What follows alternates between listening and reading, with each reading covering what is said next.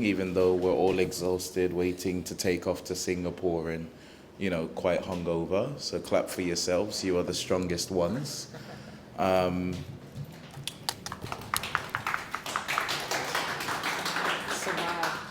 you survived. Today is all about mass adoption, and together with CyberConnect, SojiDAO is coming to give some talks about what we think is best for the future of the entire industry, because of course we're entitled to do that. So a little bit about me. I'm the co-founder of SojiDAO. SojiDAO is a networking group and social club in Korea focused on helping foreigners get into the Korean ecosystem. 2 years ago, I was a stand-up comedian, and in the UK, because of lockdown, we had to perform outside. So around this time, literally, I was standing underneath a tree performing to only other comedians. And 2 years later, now I'm in Web3, and I'm in a better venue, but still performing to no audience. I think life has upgraded, but this leads into our first question. What were you doing before Web3? That's a very interesting question. I've been in space for decades, so I have to kind of go back, and then rewiring, and then the answer is I was a social worker working in an NGO, and a straight jump to the a founder of Bitcoin SMS wallet. So that's my previous life. GM. First, thanks for hosting us, and thanks for attending. Before Web3, I was experimenting with different startups. I had returned to Honduras, and I felt like life was on easy mode after having the experience of growing up in Los Angeles. And I started trying to figure out how to create value for my community through tourism. So stand-up paddleboarding tour company and shuttle company, and just generally experimenting. I started a restaurant, which I'll never do again because that was really hard work. What kind of restaurant was it? It was a vegetarian restaurant. Amazing. Yeah. We need more of those in Korea. 100%. Yeah. Any vegans in the crowd? No.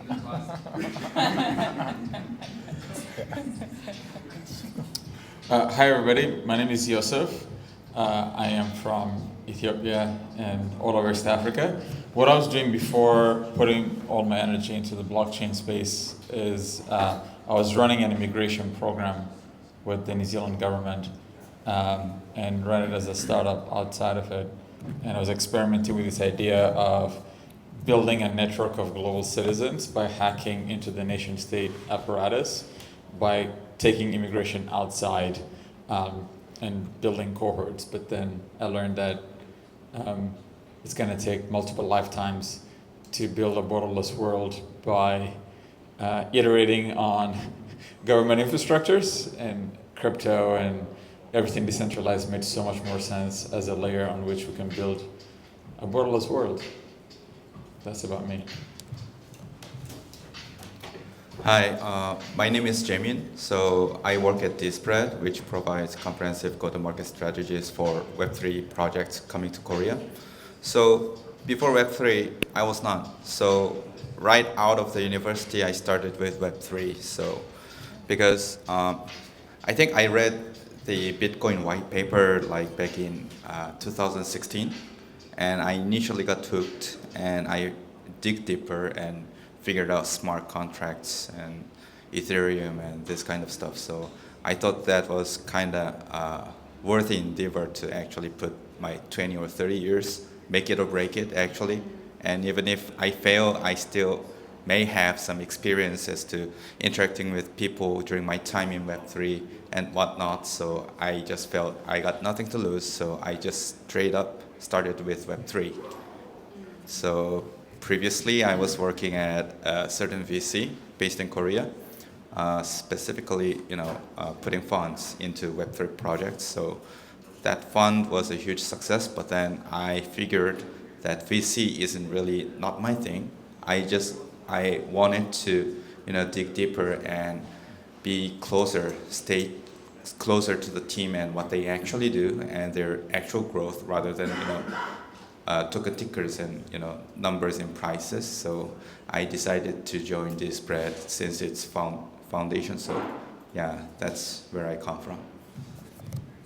Very interesting, diverse backgrounds. So today's first panel is about use cases for underexplored markets, and I gathered you all here today like the Avengers because I feel like you work in all different industries. So could you please introduce which region you specialize in, and kind of what do you think makes it special as a potential place for either investment or creating new projects?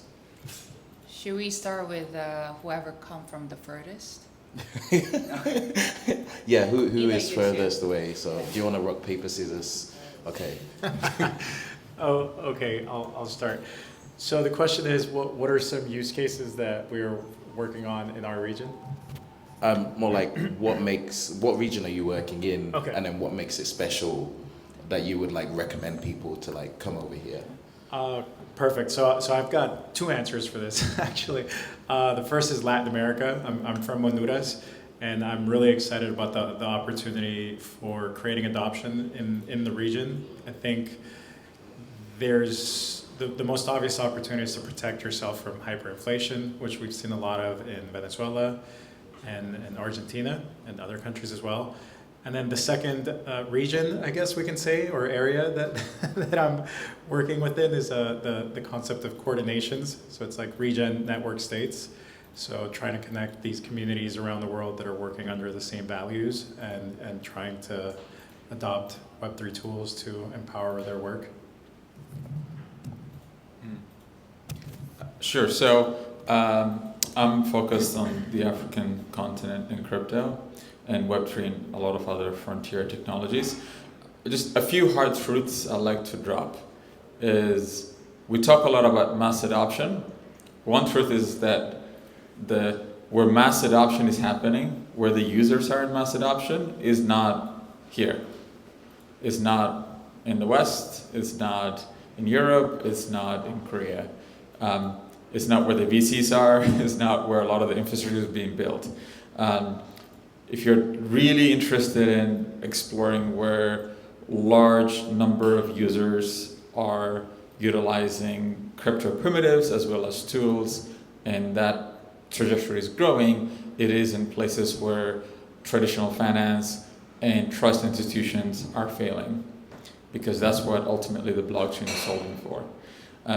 The second truth is, if we actually want real users,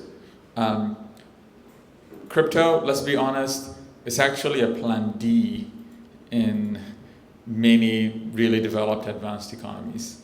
What I mean by that is that for the average person that's not in the privacy-centric, geeky communities that we're in, the system is working. Banks kind of work. Governments work.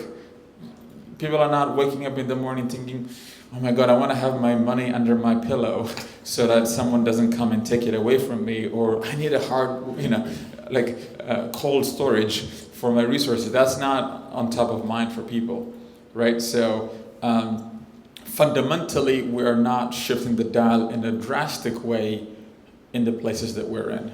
If you were to hold an event like this in Nigeria, we'll need 10 times the size of this room. Just that's a fact.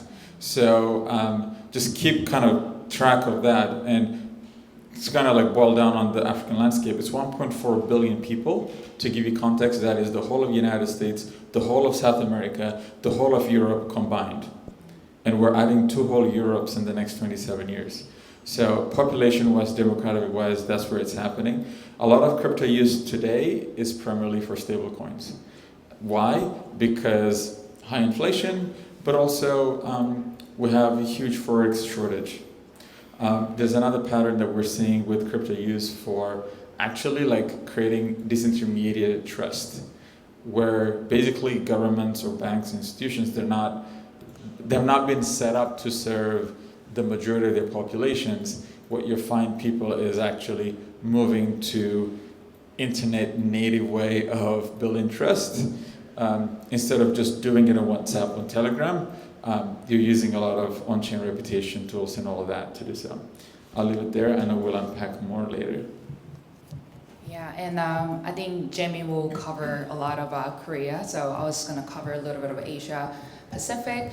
I'm born and raised here, but I work with a lot of different builders and also DAO builders. And the fun fact about the Asia Pacific community is where the tradition meets modern and where the past meets future. And like Africa being like an emerging economy, and there is a lot of the system that is not working. Asia, we do have a working government, working system, but there is a lot of also problem is come out of it, and we need a more collective and kind of coordinated work together.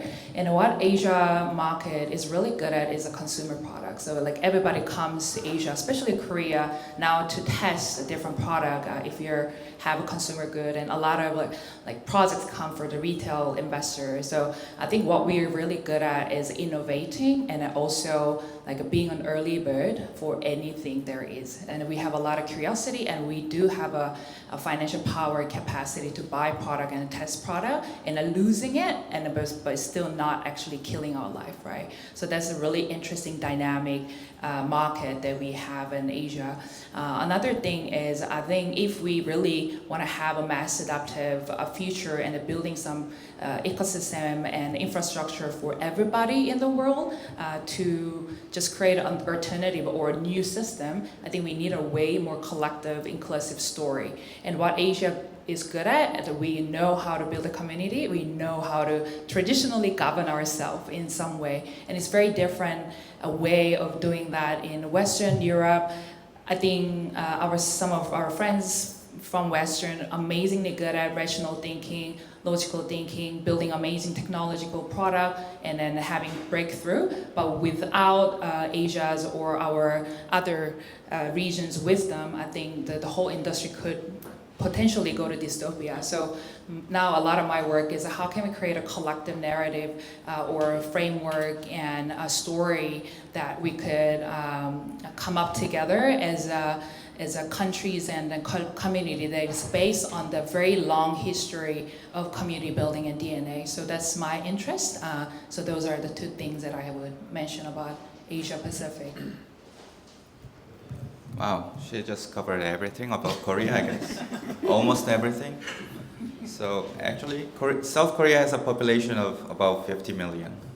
And about 20%, about 12 million people have access to crypto. These are the number of registered users with centralized exchanges only based in Korea. So about 20% of Korean population, you can safely say that those are coiners. And that says a lot of things. So I think I agree with everybody here, like in the countries such as Europe and the US, it's very interesting to observe the discrepancies we have in terms of views on crypto and blockchain technology in general. So-called Westerners agree on the ideology that it puts on decentralization, like freedom to access and etc.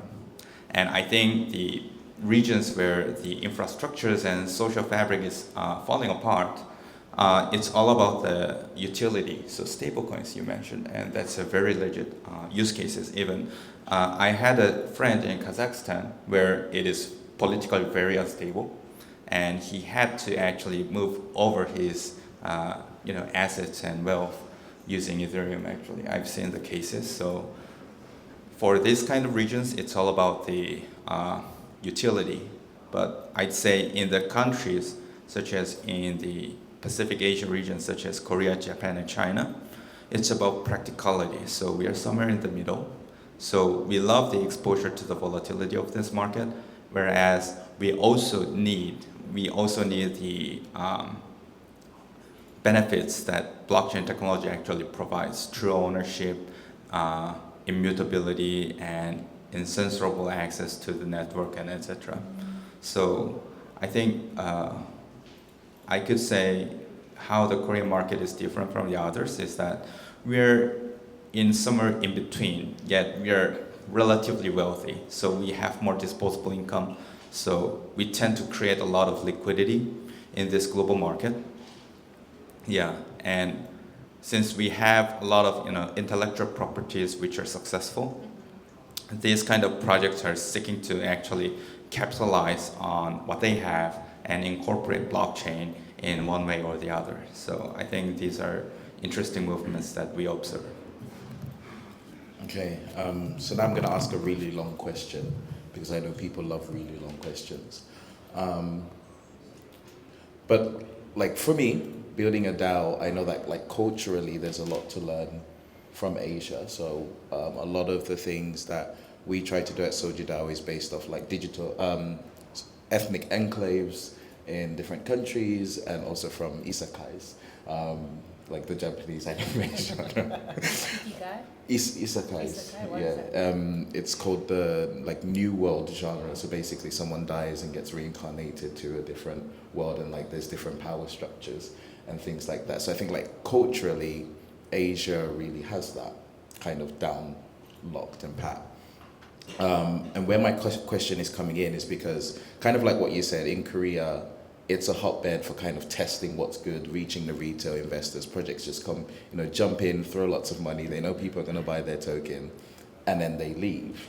And like Korea is making a big push to be that kind of country. In 2021, I believe, they made the most investment into metaverse infrastructure than almost any other country apart from the US. But then conversely, you have like in Nigeria, where people have adopted NFTs and crypto being in the top 10 in the entire world. So more than like other European countries and even more than other Asian countries, producing a lot of revenue and liquidity as well. So first I'll start with Carlos and Joseph. What do you think, like in the case of Nigeria, where there's been already a track record of mass adoption, but then people are still wary to come and build proper use cases? What do those regions in Latin America and Africa have to kind of do to kind of convince people that, okay, we're already on the train to mass adoption, just build something for us that we can use? Yeah, so I think a part of this requires funding for builders locally to be able to have the resources to solve for their own problems. So instead of being left to adopt technology that was created in North America or Europe to solve, whatever issues they're looking to solve for, we really need to start pushing some resources towards those regions so that people there can experiment with tools and platforms that are more relevant to the region instead of trying to readapt use cases for something that wasn't initially built for them. And this is what I get really excited about when it comes to public goods funding and having more participation from different regions and having those builders gain access to the funding that can potentially go a lot further in those regions than it could in the States, for example. And I think once we're able to push the funding more towards those regions, then people will be able to create more solutions locally that can help grow the ecosystem there and grow it in meaningful ways. So in terms of some of the centers of gravity of crypto and blockchain in Africa, Nigeria is definitely on top. Kenya is another center of gravity as well. So your question is around what's the barrier for mass adoption and what's... So considering that most places in Africa have already shown kind of like mass adoption, Sometimes, what should we do to convince, I guess, other VCs or other projects to come and start building like specific use case technologies? Sure. So, I mean, the main thing is, I think the best products are going to come from people very close to the market. I don't think it's going to come from Korea or other places. The one reality, though, is a lot of the core infrastructure is not being built in Africa. So what we're seeing is at the application layer.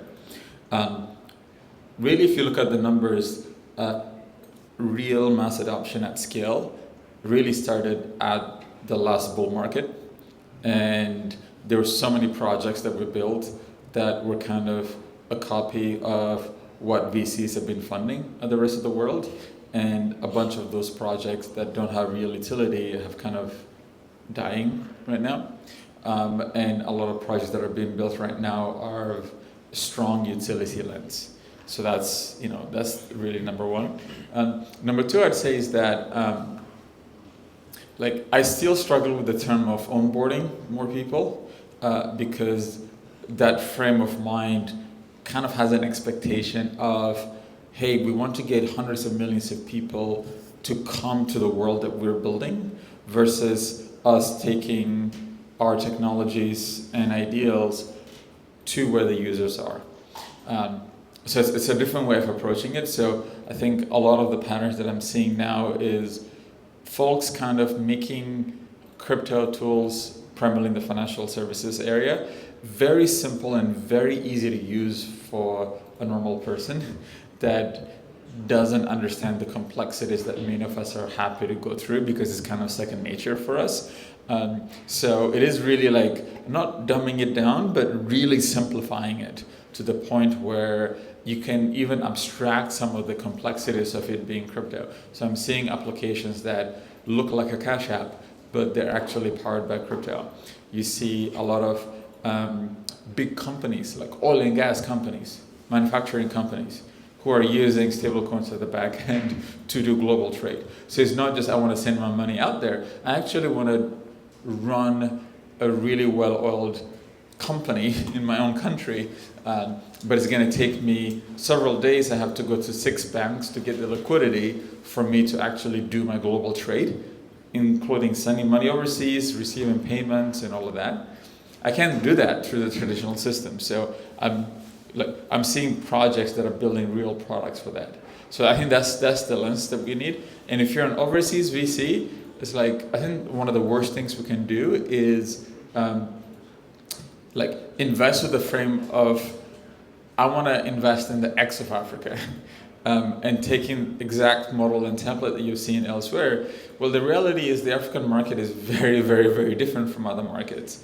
One quick example is Africa is not a subscription-based economy. We're a pay-as-you-go based economy, right? It's so simple, but it's that's kind of one thing, right? The phones that we use are very different from the type of phones African users use. Everyone is mobile first. So if you're not building mobile, then sorry, that's not the market that you're going to scale at, right? And these are just very surface level. There's so many more nuances at a granular level that I think we can get into. Yeah. Thank you for that. And then kind of conversely, since Korea is such a big retail market, do you ever feel like companies might not be respecting Koreans and kind of their purchasing choices because they know that, they can throw a big party, release a token on Upbit, people buy it, and they kind of leave.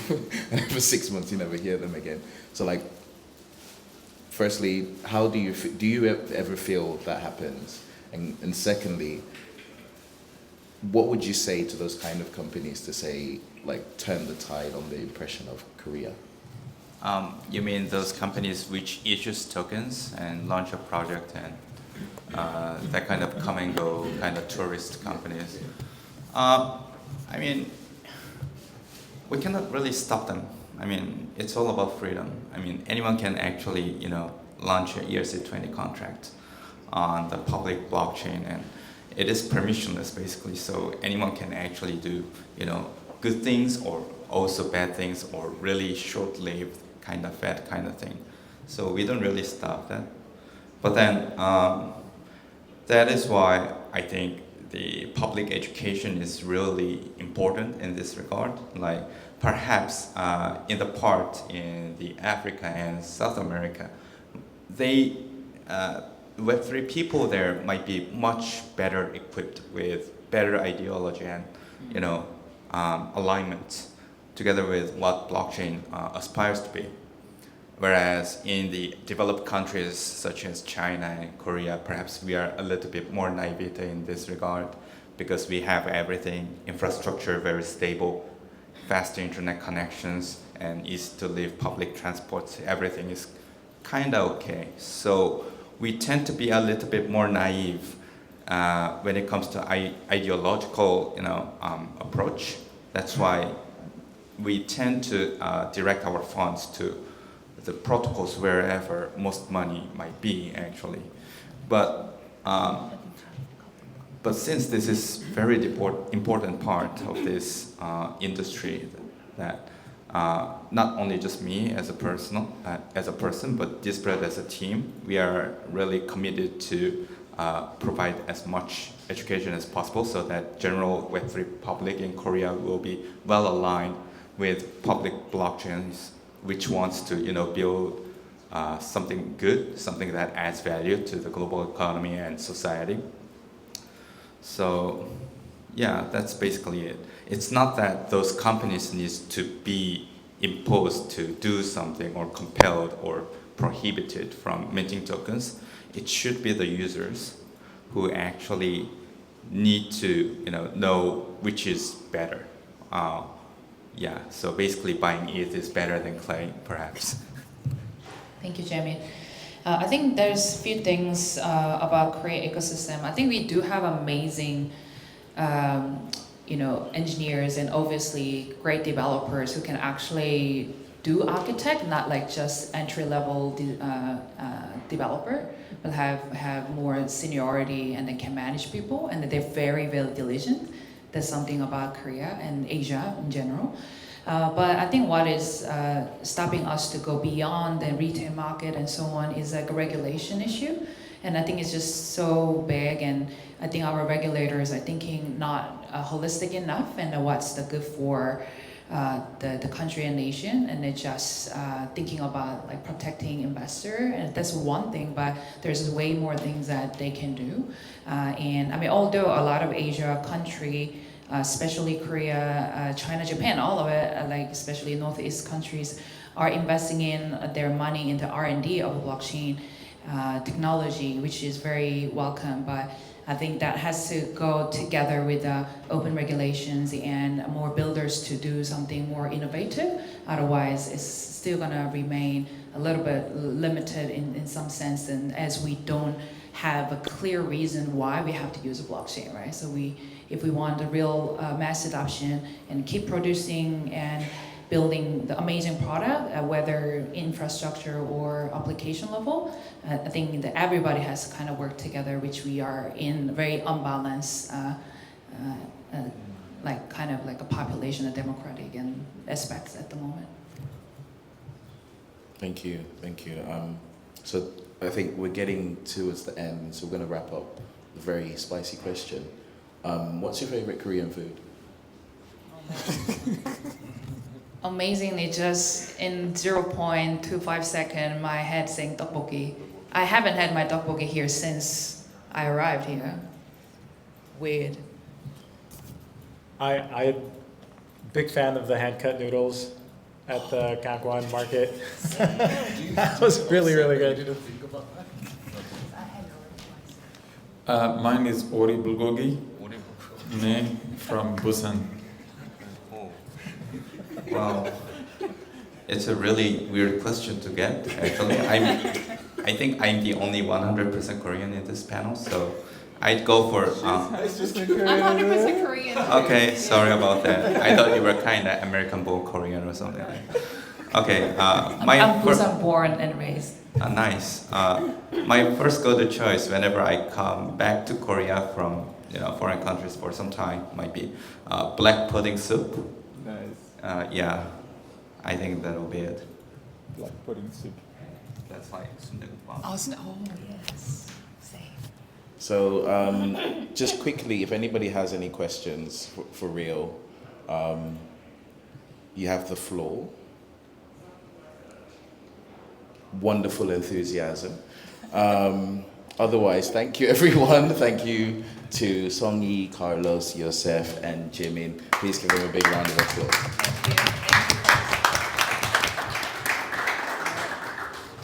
We'll go for a quick 5-minute break, and then we'll go to Jason from Biome Studios. Ah, cool. Our account. Just walk up to him. Oh, just on the back.